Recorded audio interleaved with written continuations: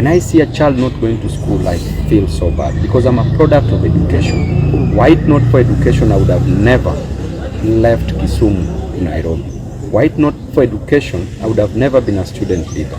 Were it not for education, I would have never been a member of parliament. Were it not for education, we would not be talking today here.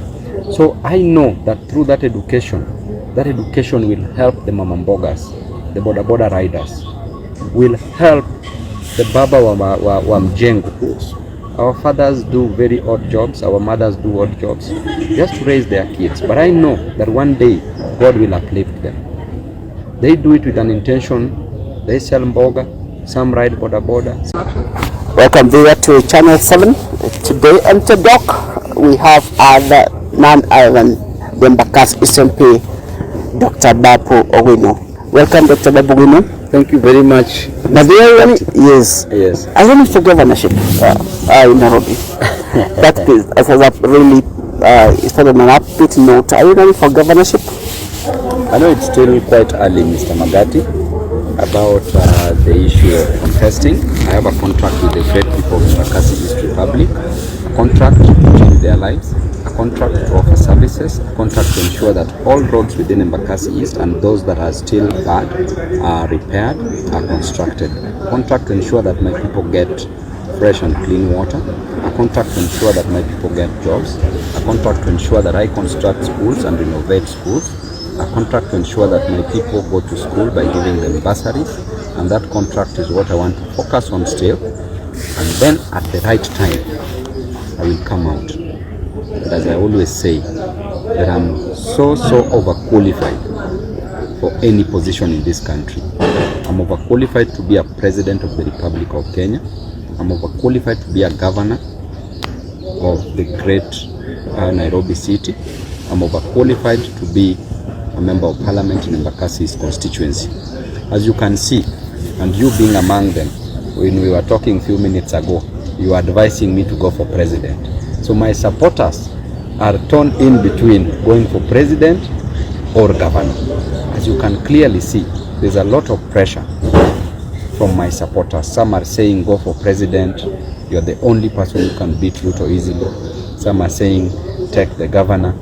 But at the right time, we are going to announce, we are going to tell people what we want, we are going to serve our constituents. At the right time, we will come out clearly. When it comes to Nairobi governor, there is no opponent. All the opponents who are there are unworthy, as you can clearly see. There is no any opponent for that seat. The incumbent, bure, ako chini sana. Even if he vies against himself, he'll still lose. So we are spoiled for choice. You're saying it's an unworthy opponent. Do you mean it's not offering the right services in the Nairobi County? Unworthy opponent means that these people are not qualified to take that position, to take the position for the governor of Nairobi. Unworthy opponent is an opponent who cannot serve his constituents. Unworthy opponent is an opponent who steals, defrauds money meant for services for Nairobians. That is an unworthy opponent. Some opponents do. Or unworthy opponent is an opponent who graduated in a cyber cafe. Cyber cafe, that is where he printed his degree certificate. So his university is a cyber cafe. But he was not challenged, he was left off the hook. You know why? Because the system wanted him to be the governor. Otherwise, he ought not to have even been a member of the county assembly. He doesn't even qualify to be a member of the Nyumba Kumi. Talk about your humble past, perhaps that dictate where you are heading at the moment. Yeah, I've seen you saying about growing up in your land. Perhaps briefly as we have a conversation on your way forward. You know, Magati, our past determines how our future will be. I'm a product of my past. I was motivated by poverty in Nyalenda's lands, and that is why I'm here today. Because I said that in that slum, I would just go back to change the lives of those people who are there. That nobody would wish to stay in a slum, because the life there is so cruel. The life there seems unfair. And today, Magati, if you tell me that you're going without food, because I've slept without food, I know what it is to sleep hungry, and I will understand you. If you tell me that your child is not going to school for lack of fees, I've lacked fees at some point, I will understand you. If you tell me that you're sleeping in a prison or in a police cell or you've been arrested, I know what it is to be arrested. I was arrested from when, I used to be arrested from when I was in primary school, when I was selling chana. Even at night to my KCSE biology practicals, I was arrested and I slept in the police cell, only to go the following day, to go late to school to do my exams. So I know what the slum life is, and that is why I take it upon myself as a leader to want to change the lives of those who are in the villages, the lives of those who are in the slums, the lives of the downtrodden, the lives of the forgotten in the society, the lives of the less privileged in the society. Because I'm a product of where they are. And life was so cruel, being sent away for lack of fees. I remember there's a time that we held a fundraiser when I was going to Form 1 at Kisumu Boys High School. The fundraiser only gave us 900 shillings.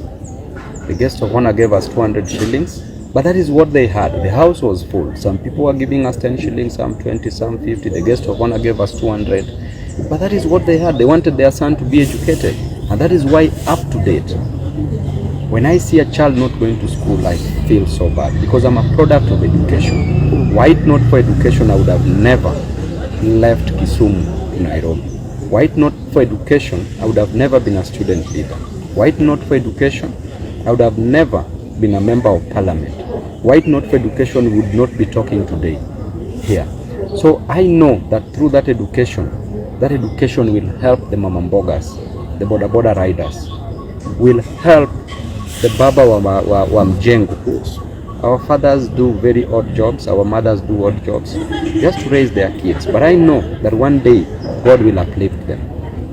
They do it with an intention. They sell mboga, some ride boda boda, some go from jengo, some do very odd jobs, with an intention to pay fees for their kids, with an intention to buy food, to pay rent, and to pay for other bills. But I know that one day God will uplift them. That definitely paints a gloomy start in life. My life was such a sorrowful life, traumatizing, because that time when police came to our home, they used to beat people. You see your mom being beaten. So you grow up a messed up person psychologically. But again, I say that because of that past, I would use it to determine my future. A story is told of a father who used to be a drunkard. He had two boys. One boy turned out to be a doctor, another one turned out to be a drunkard. When the boys were interviewed, they were asked, what happened? They said, it is what I saw. The drunkard saw his dad drinking, then said, to be a man, you must drink like my father. He became a drunkard. The doctor saw his dad drinking. He said, I will never follow this path, and I will work hard in life. And he became a doctor. It is what we all see. I saw poverty, I saw a cruel life, I saw unfair life, but I said I want to work hard. And I worked hard to ensure that I don't be in the same state that I was in. Perhaps I think and there are those in the slums that also see poverty and they say this is how we should live. Don't be comfortable. Comfort is the great enemy to success. Yes. We come to a national conversation. You are a change yourself. You have seen violent protests agitating for change. Perhaps what's your take on this? Article 37 of the Kenyan Constitution is so clear, and the Constitution of Kenya is supreme, and it states clearly that every Kenyan citizen has a right to peaceably demonstrate, picket, or protest, and to present petitions. Article 37 is supreme, and it allows. There is no any other law, there is no any other person bigger than the Constitution of the Kenya, of the country of Kenya, which is the apex of the law. So we are allowed to demonstrate. Protests will only turn violent the moment the police starts rioting, the moment the police starts firing tear gas. That is where now you get vuta ni kuvute. But otherwise, any person who goes to the streets knows what is taking them to the streets. There is no harm, there is no problem if a person goes to the street to express his or her grievances. The problems of overtaxation in the country is a genuine problem. The problem of high cost of living is a genuine problem. The problem of unemployment is a genuine problem. The problem of high cost of education is a genuine problem. The problem of corruption is a genuine problem. If Kenyans express these grievances in the streets, what's wrong with them? You don't need to kill them. You need to deal with the reason why they are going to the streets. How can you perhaps, there's been a thuggery, people breaking into hospitals, perhaps, don't you think perhaps this it's not peaceful for a process? And Magati, you know what has been happening. You saw the other day the governor hired thugs, goons, to go and beat innocent Kenyans who were demonstrating peacefully. And you saw the thugs themselves confessing. There's one who was almost being killed. He was asked, who sent you? When he was nearing death, he said that he was sent by the governor of Nairobi, SAKAJA. Clearly, you saw when they were passing close to City Hall, what they were saying. The governor himself promised people that they will meet him if they go for protest. You saw that. He talked about it. I think in Wasingishu, Trans Nzoia County, he talked about it. What does that tell you about the kind of leadership that we have? We need a nation where people can express their grievances freely. We don't need to agree all the time. Even God himself is aware. And he tells you that, my people, come, let us sit down, let us talk, let us agree. Which means that God understands that there can be disagreements. And he wants us to sit down and let us talk. But a situation where if you want to talk to the leadership of this country, they want to punish you.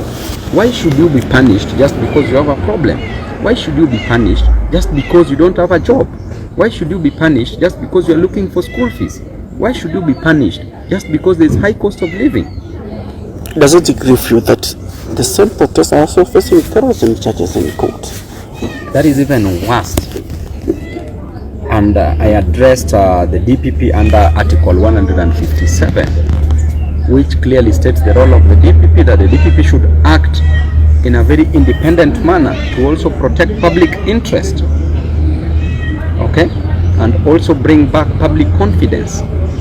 That is 157 sub-article 11, and 157 itself talks about the independence of the office of the DPP.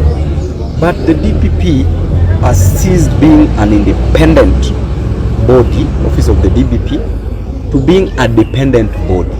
The charges which are trumped up, which are limping, charges which are fictitious, charges which are neither here nor there.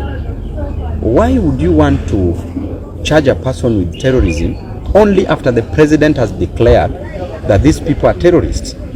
What criteria, what is the yardstick that was used to measure, to know that this charge should be terrorism?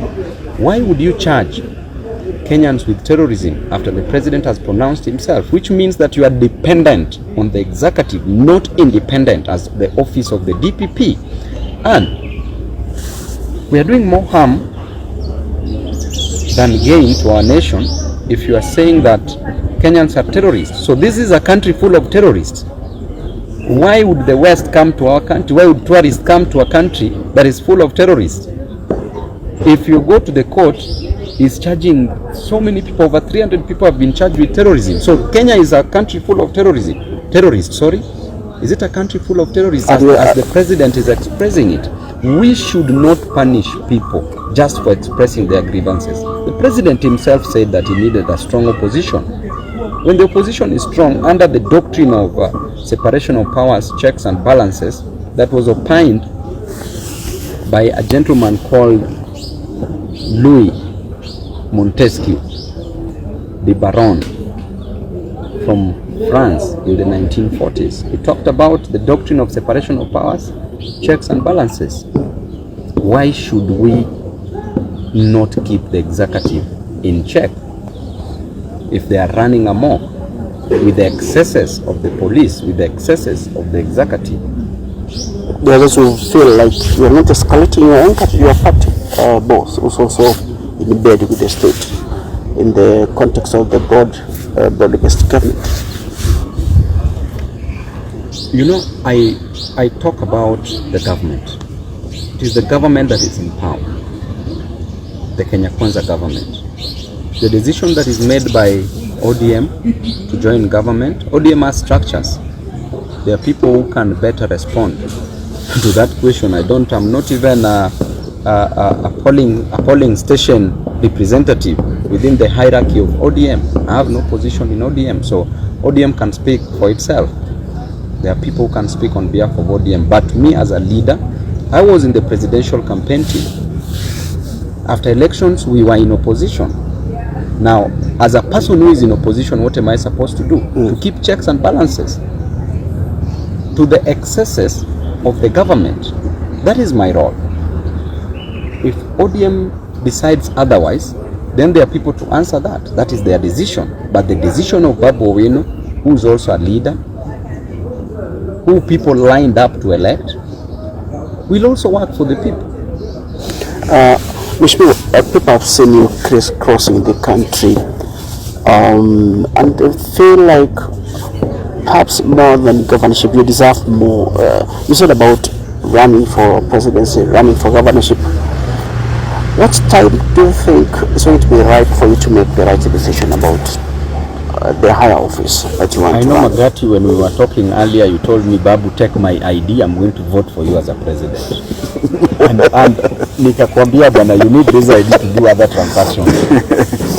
At the right time, I know, by the end of this year, we shall be clear on what we want. I'm already clear on what I want, by the way. It's only that I don't want too early. Is too dangerous in campaigns. Making early declarations is too dangerous in politics, because your opponent will learn you so much, will punch holes in your strategies. So I want to come at the right time. The campaign should always be short but intense.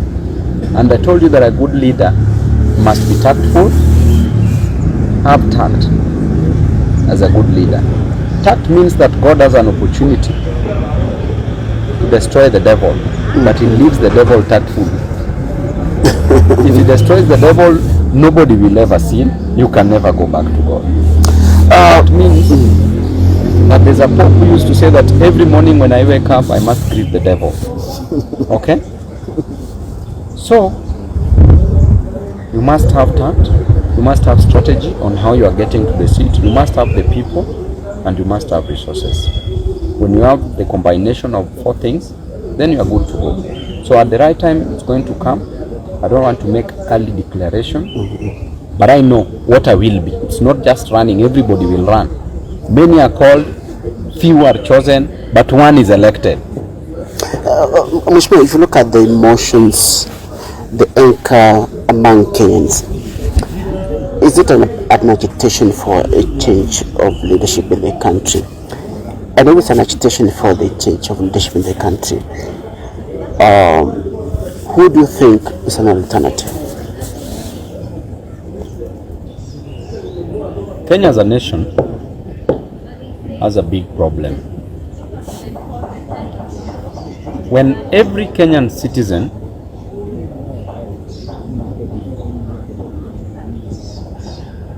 presents him or herself on the voting day to cast a vote, that Kenyan is voting not for fun, not for jokes. That Kenyan is going to vote for services, for a change, for a better living, for a better life. If that Kenyan, the contract that is entering between him and the politician and the leader that they are electing, if that contract is frustrated or infringed on, then that Kenyan will want to sign a new contract with another person. The contract is normally oral, where a leader promises what to do. Then if he or she does not meet the expectation, then that leader is always voted out. That is what is happening in Kenya at the moment, because there's a vote of no confidence in so many leaders, from the presidency to MCA, so many leaders. And in 2027, I know Kenyans are going to renew so many contracts, are going to sign new contracts.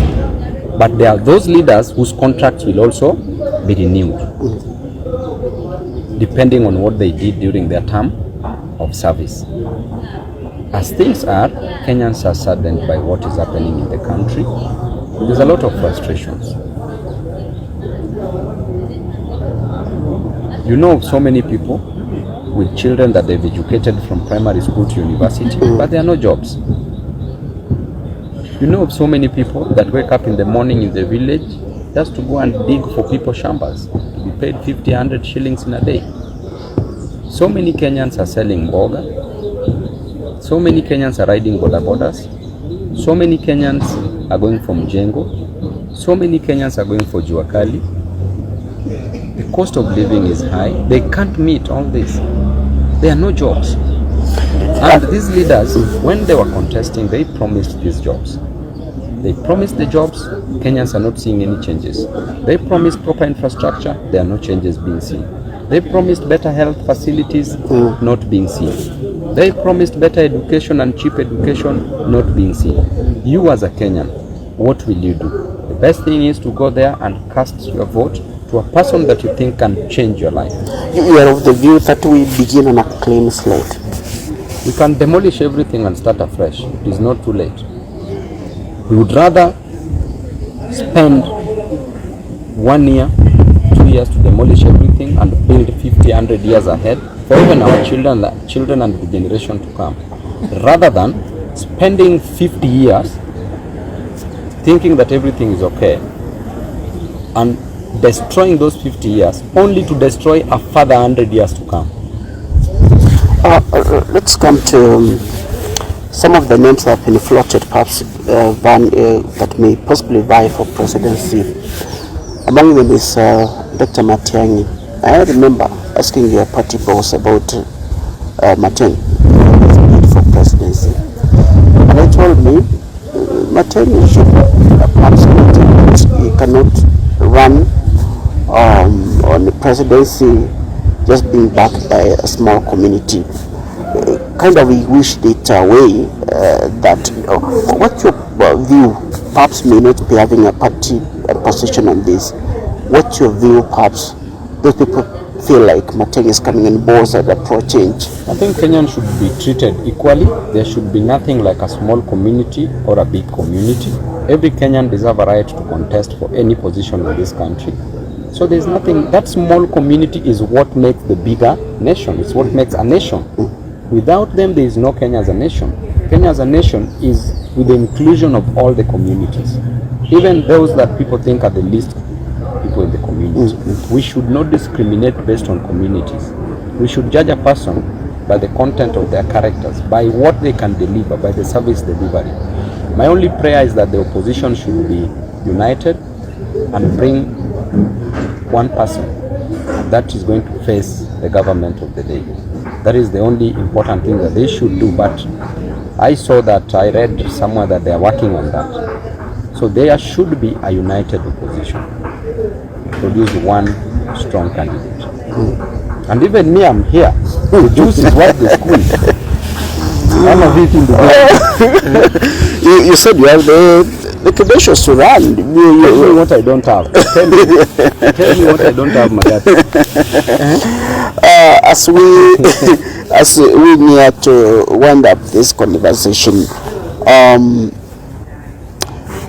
do you think at the moment that you have what it takes to change Nairobi when others have failed already? That means if you decide to vie for that seat. You know,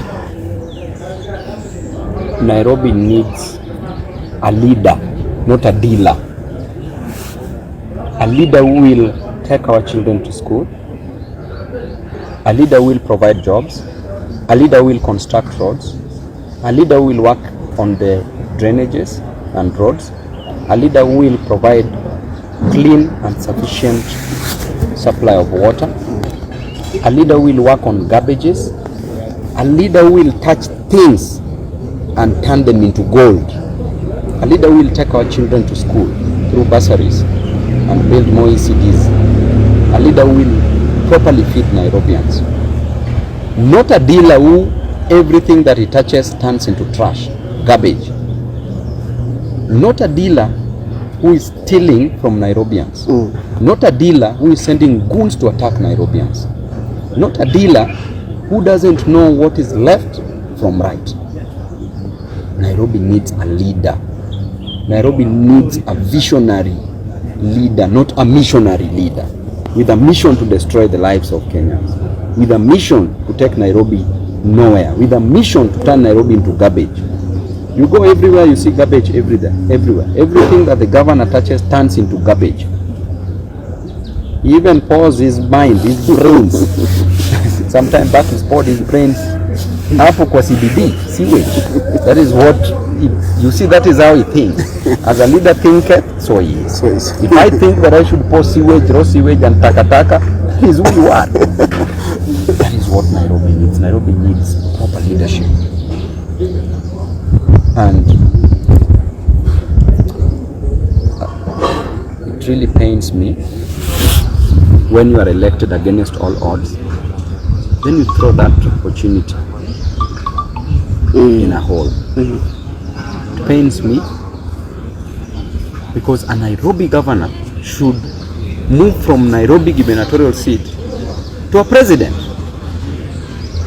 That's true. But you're a Nairobi governor who's destroying the lives of Nairobians. You're moving from governor to nobody.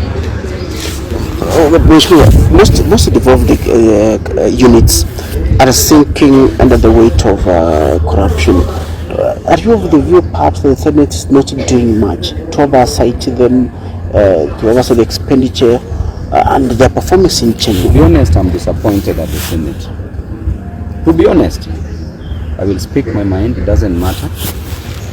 But so many of these governors should be going home. I'm disappointed at majority of MCS because themselves, up to now, not even the bursary for Nairobians are out. The bursaries that are supposed to be given to our kids are not out. They are quiet. Money is stolen in different counties. MCs are quiet. They should impeach these governors. If you go to the Senate, senators are bringing them back just because they are being given some little money here and there. I'm disappointed at the Senate. I'm equally disappointed at the county assemblies. Why can't people be principled for once? Thank you, Mheshimiwa. Perhaps your last take as we wind up this interview. Perhaps the viewer is facing what can you tell the viewer perhaps at the moment as we wind up this interview? Thank you very much, Kenyans. I'm your favorite son, Babu Owino, favorite brother, Babu Owino, favorite friend, Babu Owino. And I want to tell you, Kenyans, that we have a journey that we should go together. A journey that will lead us to the city of victory. A journey that needs God. That we must put God for us to achieve anything that we want in life.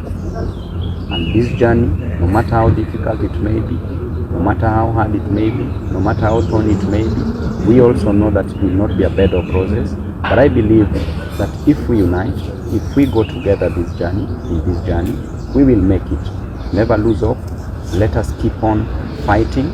The only useless person in the world is a dead person. So long as you are still living, we thank God. Just by the fact that you have that health, we thank God. And I believe that you can be anything from who you are. I believe that you can make it. Let us keep hope alive and let us fight on. For I believe that change is coming and change must come. The change is you and me. Let us make a decision, a bold decision, a wise decision to ensure that we take this country ahead and to ensure that we achieve the best for every Kenyan citizen. Thank you and God bless you. Thank you, Mheshimiwa. Thank you, Fiwa, for being with us. Today we had the Mbaka's SMP, Babu Owino. There is more he could have spoken, but that's far that we could capture today for you. Thank you much more for honoring this interview. Thank you so much. Yes.